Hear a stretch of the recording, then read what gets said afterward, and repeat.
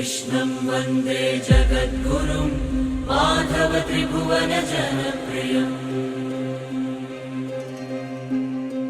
कृष्णं वन्दे जगद्गुरुं माधव त्रिभुवन जनप्रियम्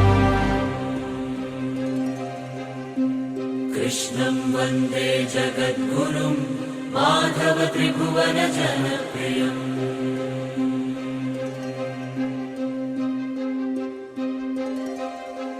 ఓం శ్రీకృష్ణ సద్గురవే నమః.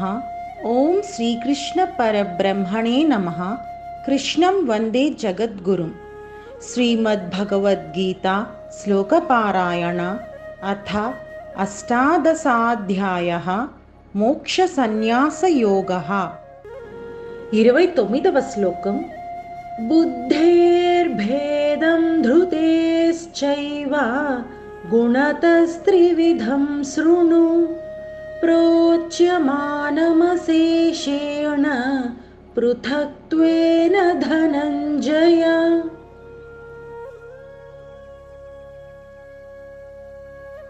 పద విభజన.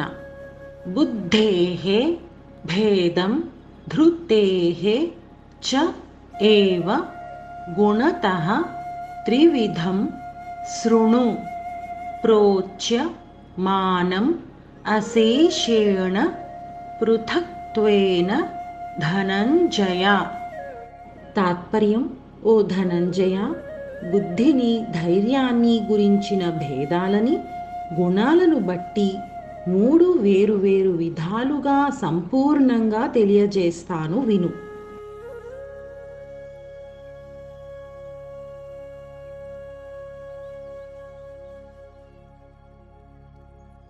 ఈ శ్లోకంలో కృష్ణ పరమాత్మ అర్జునుడిని ధనంజయ అని సంబోధించాడు. ఈ ధనంజయ మాట ఎందుకు వచ్చింది అని అంటే, ధర్మరాజు రాజసూయ యాగం చేస్తున్నప్పుడు దిగ్విజయ యాత్రకి వెళ్ళాడు అర్జునుడు. ఒక్కోసారి అర్జునుడు ఒకడే వెళ్ళాడు, ఒకసారి భీముడు, ఇంకోసారి కృష్ణుడు కూడా, ముగ్గురు కలిసి అనేక రకాలుగా వాళ్ళు వెళ్ళారు. అలా వెళ్ళి దేవలోకం నుంచి, భూలోకం నుంచి ఎంతో ధనాన్ని జయించి తీసుకొచ్చాడనమాట. కాబట్టి ధనంజయుడు అన్న పేరు ఇతనికి కలిగింది. అంటే ఎవరికీ ఉపయోగపడకుండా ఒక స్థలంలో నిక్షిప్తమై ఉన్నటువంటి సంపదని అది ఉపయోగపడే చోటికి తరలించడం అన్నమాట. రాజు దగ్గర ధనం ఉంటే కనుక ప్రజల కోసం ఉపయోగించవచ్చు. అంటే మన భాషలో నల్లధనం అంటాం కదా, బ్లాక్ మనీ అని.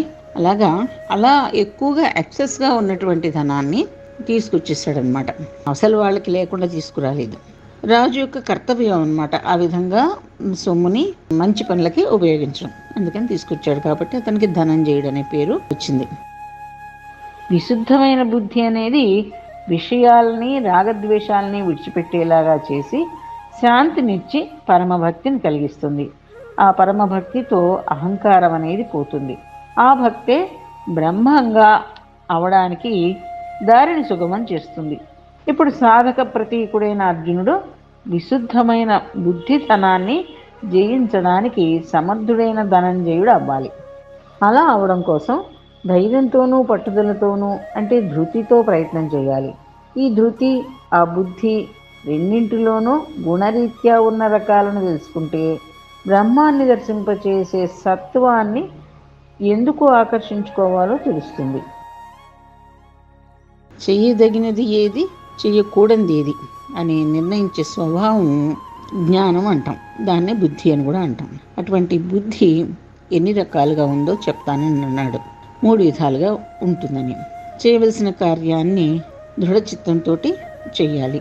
అటువంటి మనోదృఢత్వాన్ని కలిగి ఉన్నటువంటి వాళ్ళకి 3 మెట్లుగా ఉంటుందన్నమాట. మనోదృఢత్వంలో 3 రకాల మెట్లు ఉంటాయి.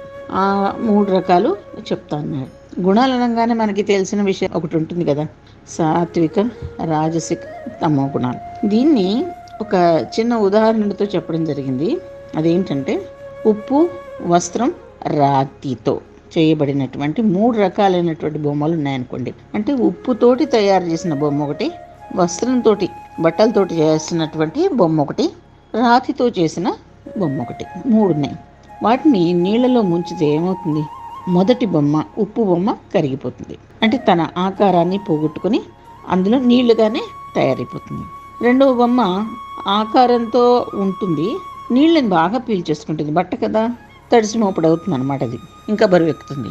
ఇంకా మూడవ బొమ్మ, అందులోకి నీరు చేరదు. మొదటి బొమ్మ పరమాత్మని చేరి అతనిలో ఐక్యం చెందే మానవుడితోటి మనం పోల్చుకోవచ్చు. దీన్నే సాత్విక గుణం అని కూడా అనొచ్చు మనం. అతడు ముక్త పురుషుడు.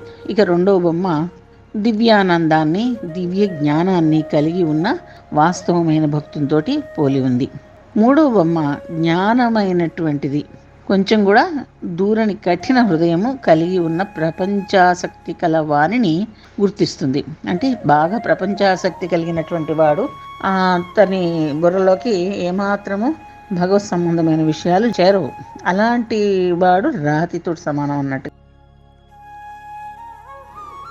మరింత వివరంగా చెప్పాలంటే, కట్టెలో నిప్పు దాగి ఉంటుంది బయటికి కనిపించకుండా. కట్టెలో నిప్పు నిగూఢంగా ఉన్నప్పుడు అది తమో రూపంలో ఉన్నట్టు లెక్క. అదే కట్టెని అంటించినప్పుడు ముందుగా పొగ వస్తుంది కదా, ఆ పొగతో కూడిన కొద్దిపాటి నిప్పు రజో రూపంలో ఉంటుంది.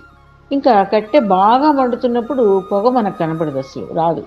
అలా పొగలేని మంట రూపంలో ఉన్న నిప్పు సత్వ రూపంలో ఉన్నట్టు లెక్క. పార్థివాదారుణో ధూమ తస్మాదగ్నిస్త్రయీమయ తమసస్తు రజస్తస్మాత్ సత్వం యద్ బ్రహ్మదర్శనం అని భాగవతం తెలియజేస్తుంది. అంటే పొగ కూడా రాకుండా లోపలే నిప్పు అణిగి మణిగి ఉన్నటువంటి కొయ్య కన్నా పొగన్నా నయమే, దానికన్నా గొప్పది మంట. అలా తమస్సు కన్నా రజస్సు మంచిది, ఆ రజస్సు కన్నా సత్వం శ్రేష్టం. ఎందుకంటే ఈ సత్వం విశుద్ధమై బ్రహ్మాన్ని దర్శింపజేస్తుంది కనుక. అందుచేత ఈ 3 రకాల భావాల్లోనూ ఉన్నతిని కోరుకునే సాధకుడు సత్వాన్నే అవలంబిస్తాడు. భగవద్గీతలో 14వ అధ్యాయంలోని 18వ శ్లోకంలో ఊర్ధ్వం గచ్చంతి సత్వస్థ మధ్యే తిష్టంతి రాజసాః జఘన్య గుణవృత్తిస్థ అధో గచ్చంతి తామసః అని మనం ఇంతకుముందు చెప్పుకోవడం జరిగింది. అంటే సాత్విక గణం అనేది ఎప్పుడూ పైకే గమిస్తుంది. అంటే దీపం పెట్టామనుకోండి, ఆ ఒత్తి వంచి పెట్టినా, పక్కకి తిప్పి పెట్టినా, ఎటు పెట్టినా దీపం వెలిగించిన తర్వాత పైకే కదా ప్రకాశం వస్తుంది, ఆ దీపం పైకే వెలుగుతూ ఉంటుంది. అలా సాత్వికులు ఎప్పుడూ ఉన్నతమైన ఆలోచనలు, ఉన్నతమైనటువంటి భావాలతోటే ఉంటారన్నమాట. ఇంకా రాజసగణమైన మనుషులు మధ్య భాగంలో ఉంటారు. అంటే వాళ్ళకి మరీ ఉన్నతమైన ఆలోచనలు, భగవంతుడిని చేరుకోవాలి అని ఇలాంటి ఆలోచనలు ఉండవు అన్నమాట. ఏదో పనిచేసేయాలి అన్న ఉద్దేశమే ఉంటుంది. ఇంకా అజాగ్రత్త, మోహము మొదలైన తమో లక్షణాల్లో మునిగిన తామసగణం కిందికి పోతూ ఉంటారు. ఇంకో విధంగా చూసుకుంటే గాఢ నిద్రలో ఉన్నవాడు ఏది పట్టించుకోకుండా తమో గుణంతో ఉన్నవాడి కింద లెక్క. అదే లేచి కూర్చున్నాడు కానీ ఇంకా పని చేయడం మొదలట్ల, అతడు రజోగుణం ఉన్నవాడు. పని చేసుకుంటున్నటువంటి వాడు సత్వగుణం ఉన్నవాడితో పోల్చుకోవచ్చు. జగత్తులో ఉన్న అన్ని వస్తువుల్లోనూ ఇటువంటి సాత్విక భావాన్ని ఎన్నుకోవడానికి ఆత్మభావస్థుడై సాధకుడు ప్రయత్నం చేయాలి. దానికోసమనే ప్రతి భావంలోనూ 3 రంగుల్ని చూడాలి. అంటే నలుపు, ఎరుపు, తెలుపు. నలుపు అంటే తమో గుణము, ఎరుపు రజోగుణము, తెలుపు సత్వగుణము. ఈ నలుపు ఎరుపుల్ని విడిచిపెట్టి తెలుపు వైపుకి ప్రయాణం చేయాలి. అంటే వెలుగులోకి, జ్ఞానంలోకి, సత్వగుణంలోకి ప్రయాణం చేయాలన్నమాట. అలా ప్రయాణం చేయడానికి వీలుగా ఇంతకు ముందంతా జ్ఞానము, కర్మ, కర్త అన్న విషయాలను వివరించి చెప్పి ఇప్పుడు బుద్ధి, ధృతి అనే 2 భావాల 3 రంగుల్ని చూపిస్తున్నాడు భగవానుడు. బుద్ధి మీద ఉన్న ముసుగు గనక తొలగిపోతే, ఆ ముసుగును తొలగించడానికి కావలసిన పట్టుదల, నిశ్చయము కుదిరితే మన చైతన్యం మానసిక బలహీనతల్ని దాటి ఏ భయానికి లొంగని ఆత్మ తాలూకు ప్రశాంత స్థితిని ప్రకటించగలుగుతుంది. కృష్ణార్పణం.